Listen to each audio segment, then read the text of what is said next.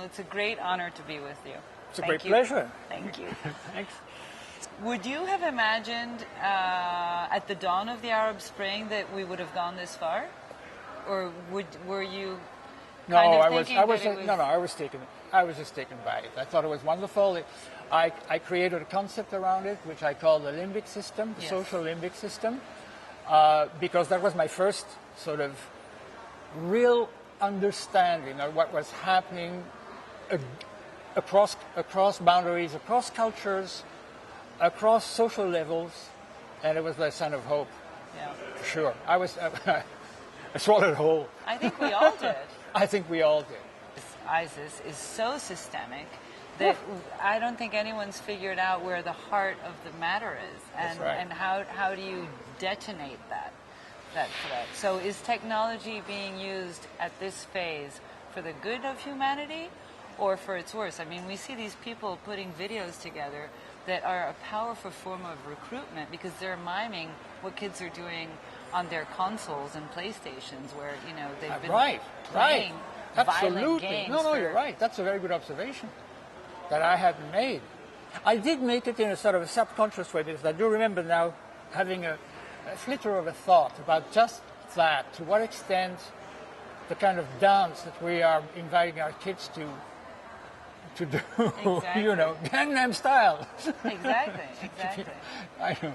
So, are we producing more light or more darkness? Are we, is it because that form of propaganda kind of brings me back to what Hitler did with radio?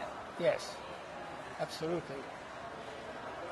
But Marshall thought that the devil was in the media, and I'm beginning to think that he's got a point. Yeah. No, that there's a lot of... In fact, speaking of media, their responsibility is huge. If I talk about transparency via media, via the internet, via the deep internet, and all these various combinations, and big data, and it's because, yes, that's our transparency as people, but the media also make the world transparent. Yeah. So it's a mutual transparency. You cannot not see, you cannot not hear, you cannot tolerate. So the point is, the media simply report bad news because those bad news are actually really part of our world, as opposed to having been, well, it happened elsewhere, But there's also lots of good happening in the world. We don't hear as much about that, unfortunately. Yeah, we need saints. We need? Saints. We need saints. No, look, the saints of my culture have been the big business guys. They were the representative of where people should go. Or they were Madonna, or they were these not bad at all entertainers, but they were our saints. We don't really relate to them anymore quite so well. But do you think that, because we have opposing forces, which are very difficult for us to quantify, we're in a time that's obsessed with quantification, and we can quantify the magnitude of the pain and the horrors that are being brought into the world, but we don't have as much visibility on all the good that's being done. Why do you think that is? It's a very good question.